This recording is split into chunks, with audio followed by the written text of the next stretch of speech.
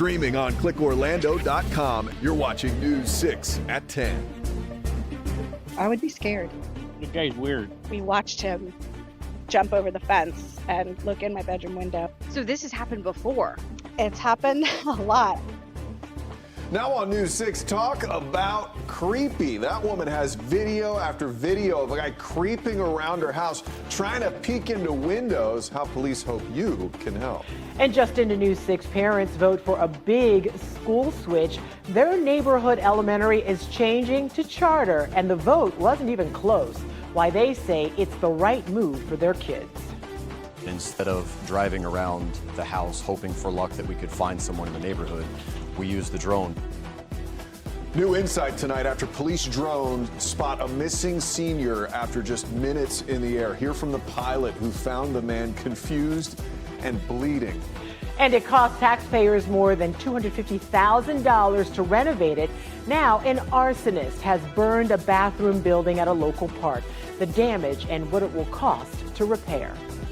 But we start now at 10 o'clock tonight with an update on a local story making headlines around the nation. A senior died after riding the Revenge of the Mummy coaster at Universal. Good evening, I'm Matt Austin. I'm Ginger Gadsden. Tonight, we know why she died. A medical report says an aneurysm in her brain ruptured. But did the coaster play a role in this? Your community correspondent Troy Campbell is outside Universal Orlando with the update. Up until now, it's been a mystery how the 7-year-old woman died while riding the Mummy attraction here at Universal Studios. However, now we're seeing more insight from the medical examiner's findings. A brain aneurysm can rupture at any time. A newly released Orange County medical examiner's report states 70-year-old Madila Luz Mejia Rosas died from a, quote, ruptured aneurysm without trauma at the hospital after riding the Revenge of the Mummy attraction at Universal Studios back on November 25th. The death was only recently reported after Universal disclosed it in its quarterly theme park injury report submitted to the Florida Department of Agriculture. Following the death, Rosa's family hired high-power attorney Ben Crump after he represented the family of a man who died after riding Stardust Racers at Epic Universe in September. Prior to the release of this medical examiner's report, the law firm has stated Rosa's family was seeking answers and full transparency regarding the circumstances surrounding her death, including information related to the ride's operations, safety protocols, maintenance history, and any available incident data. And it must have been a spontaneous situation in that moment. Emergency medicine physician Dr. Rajiv Bal says about 1 in 50 Americans are living with a brain aneurysm. A brain aneurysm by itself is not actually life-threatening. It's only when they rupture. Dr. Ball says older women with high blood pressure are most at risk for a rupture. With her being 70 years old, she definitely has the age factor. She's also a woman as well. And with so many people having high blood pressure, that's always a possibility. Universal's ride manual does warn guests with heart conditions, high blood pressure, and back or neck problems not to ride on the attraction. And in a moment of excitement, like on a roller coaster, you can develop momentary high blood pressure and a high heart rate. We also emailed attorney Ben Crump asking if Rosas was aware of any pre-existing conditions. And if they think Universal is responsible for her death, we've yet to hear back. Outside Universal Studios, Troy Campbell, News 6. New at 10 tonight, the votes are in, and the message from parents is loud and clear. Orange Center Elementary should change into a charter school, but not your typical charter. The school board and parents will still have a big say. Your Orange County community correspondent Jarrell Baker tells us the vote wasn't even close. 185 yeses to 32 noes, an overwhelming majority wanting to see this school convert into a charter school. Now, several parents and staff are excited to see what holds for the future of their school. Salima Simmons, her kids, and several other families cheering Thursday night as parents voted to convert Orange Center Elementary into a charter school by a landslide majority. I'm excited about all the new changes that we haven't seen yet. I'm excited about what's to come. The approval opens the door for Jamie Burns, first grader, to stay at the school through 8th grade. By the time she hits 5th grade, we'll already be a K through 8 and established, not just the guinea pigs. Like for us, we're lucky. Voters yet? Arbitrators counted the 225 votes publicly Thursday in the school's cafeteria. Nearly 17% of the 318 eligible households voted, well over the 50% required by state law. I think it's going to be a model that's going to shape how collaboration could take place between a place-based organization and with the school district. But this won't be your typical charter school. OCPS and Lift Orlando say that this will be a partnership, allowing the school to remain a public school as both sides work together. The decision comes after a charter school 6 minutes up the road, Legends Academy, permanently closed its doors, displacing more than 200 students due to unsustainable financial challenges. Superintendent Maria Vasquez believes that won't happen to Orange Center. Their enrollment has actually increased over the last several years, and that is not something that we can say about neighboring schools or even many of our schools in our district. And so we're going to learn from what has worked here. Now, the next step in the process is to submit a charter application to the state. They're hoping to get that approved by the summer so that the group NSI, the Neighborhood School Initiative, can take over. And that group will feature district officials, Lift Orlando officials, as well as parents and more.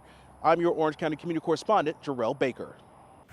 Breaking now at 10 tonight, bird flu is killing more birds in downtown Orlando, this time at another public park. The city tells News 6 a number of wild birds have turned up dead at Lake Davis Park, that's south of the 408 between Summerlin Avenue and Mills. Tests now independently confirm avian flu is to blame. The lake is only about a mile south of Lake Eola, where more than a third of the swan population there has died already from bird flu. While it is rare for a human to get infected, contact the city if you see a dead bird and do not touch it. In Lake County, law enforcement needs help solving an arson at a park in Mineola. According to the state fire marshal, last month, someone set a recently renovated bathroom building on fire, and tax dollars are on the hook for repairs. News 6's Alex Cook went to Trailhead Park to see the damage for himself. The city of Mineola had invested $250,000 into this brand new restroom facility at Lake Mineola Trailhead Park, only for someone to burn them down last month. Now, visitors to the park are forced to use these temporary porta-johns instead of the nice new facility.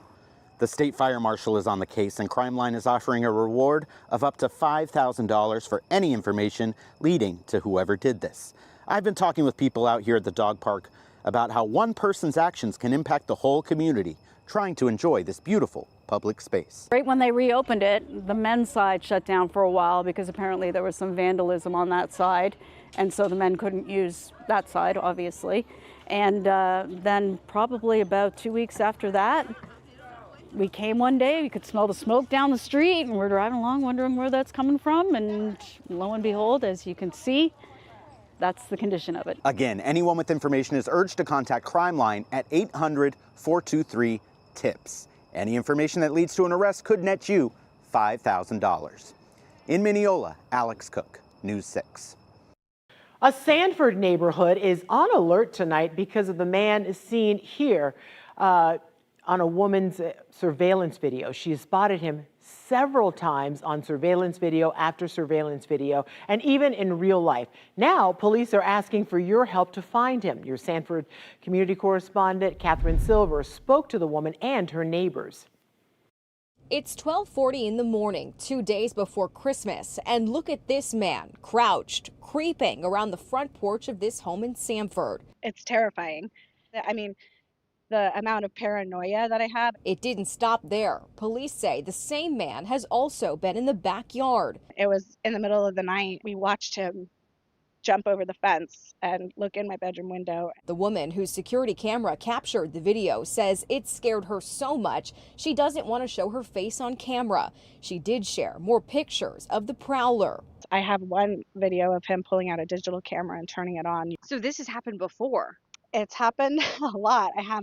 I think I've itemized 40 incidents. Another video shows him climbing the steps and coming right up to the front window. She come over to me and she said that some guy was climbing her fence, crawling up the front steps, peeping in her windows. Word was already spreading when we walked the street Thursday afternoon. Speaking to neighbors near Laurel and 12th. He's just like hanging out on the porches. And showing them the video shared by Sanford police. I would be scared. The guy's weird. The guy was creeping up her her steps, looking in the front windows. Have you ever seen him? I haven't, not yet. My daughter, I told her to stay more alert.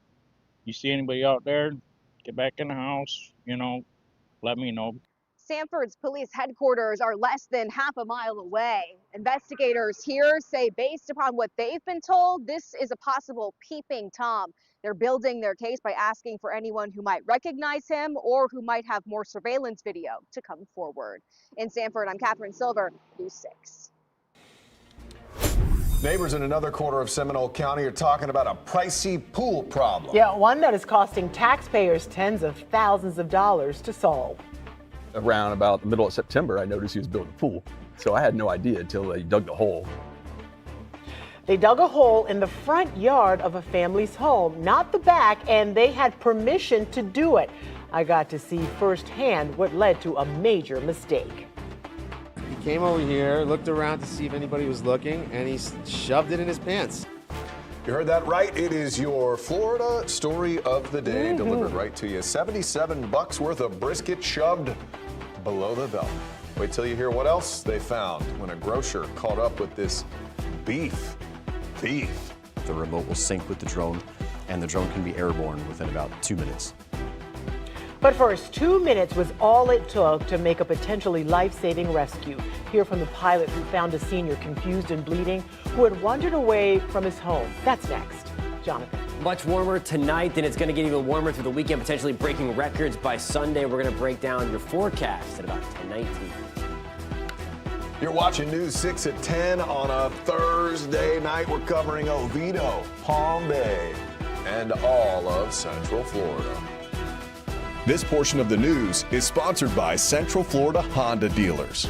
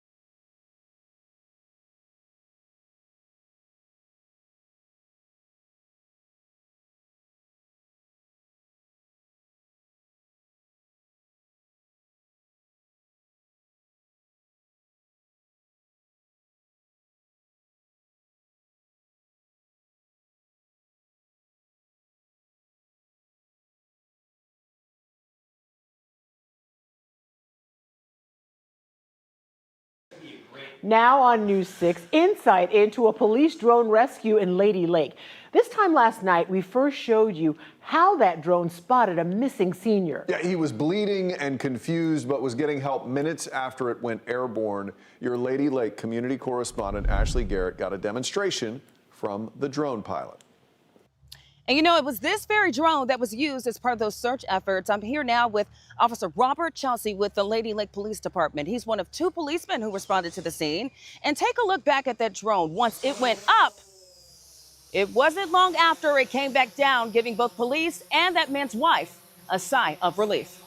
Officer Chauncey says the drone was used to find the man early Tuesday a.m. According to the man's wife, he'd been missing since the night before. The area he was found, that is the historic part of the Villages, wasn't too far away from his home. And Officer Chauncey says he understands why some may question using a drone to find a man who ended up being nearby. When we responded to the house, we were looking for this elderly man who had wandered away with limited mobility.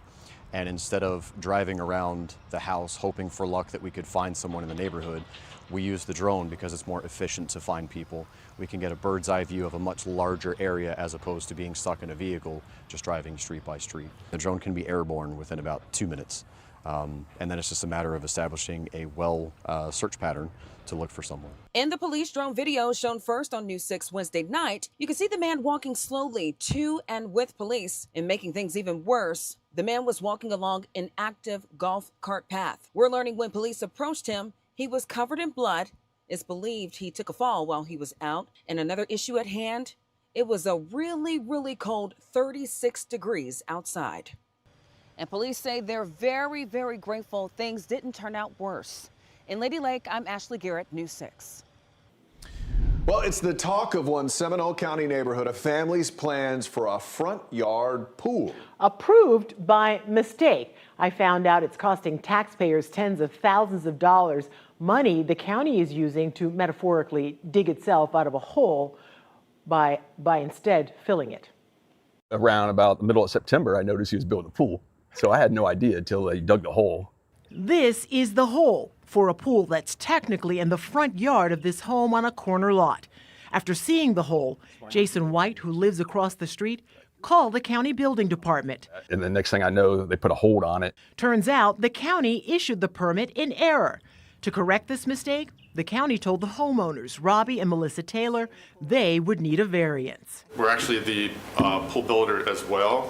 So we did all of our due diligence and, got our setbacks, got our permits. We did not do anything wrong, and we have this massive hole in our yard and all this money we put in, and it's dangerous. The debate over the variance split the neighborhood. They have my full support. I oppose this variance. It also split the Board of Adjustment. All those in favor? Which voted 2-1 to approve the variance. It passes. But the controversy didn't end there.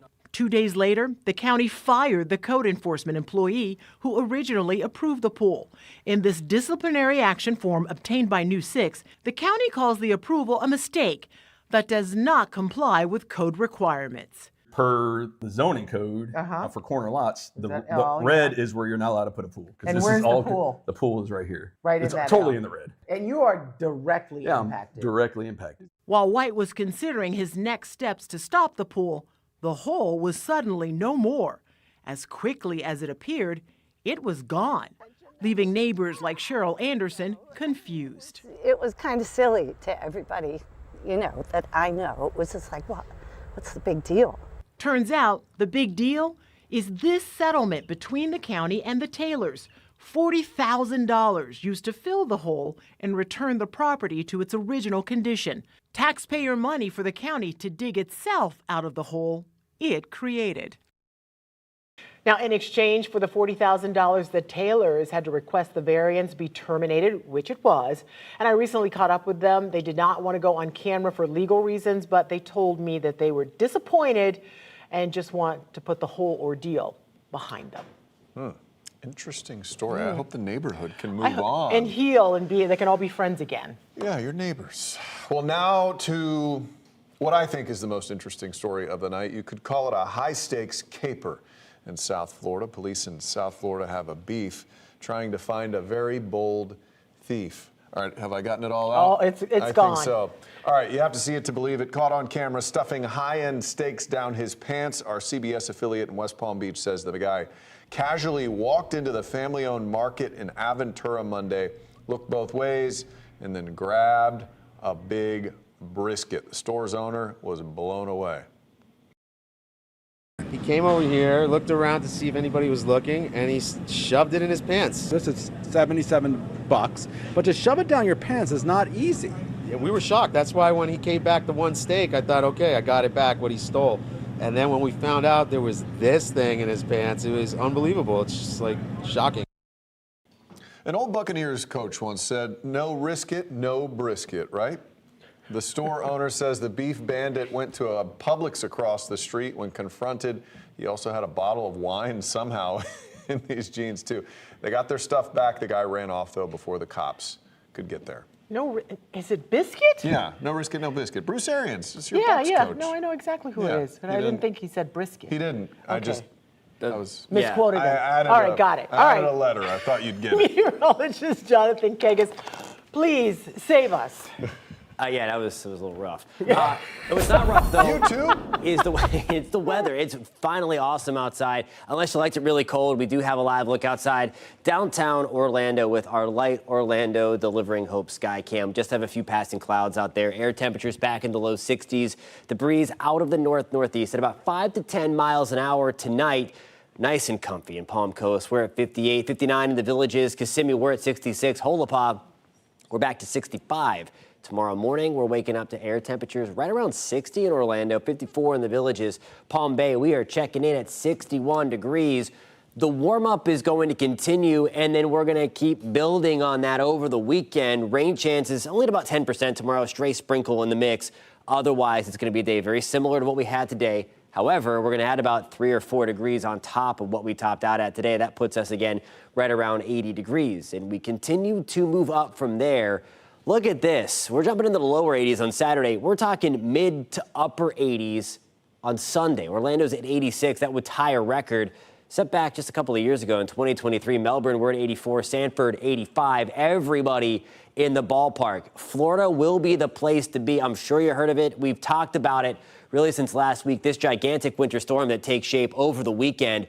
We're going to be on the big-time warm side of it. Look at all the snow and ice. Snow and blue, ice and pink that falls on the northern side of this system. As that lifts to the north, it pulls in for us a ton of warm air. Again, big-time winter storm blasting through. Now, we will get a cold front as this slides through parts of central Florida as we move through the day on Monday. Could have a couple of thunderstorms. That's 10 o'clock on Monday morning. You see some of that red start popping back up again. Behind that, we do turn colder. We're back to the lower 30s in Ocala, lower 40s in Sanford and Orlando, still hanging around 50 degrees in Melbourne on Tuesday. So we're not done with the big chill yet as we work our way into the early stages of next work week. But before that, my goodness, 82 on Saturday, 86 on Sunday.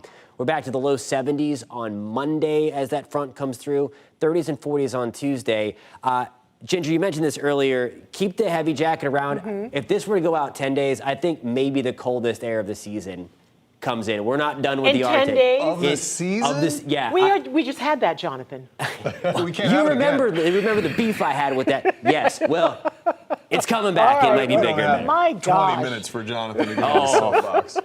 Hey, do you ever feel like you want to just get out, enjoy nature, take a hike? I love that idea, but you just don't know where to start. Next at 10, News 6's Paul Giorgio takes us to a corner of our area that offers a master class in wild Florida.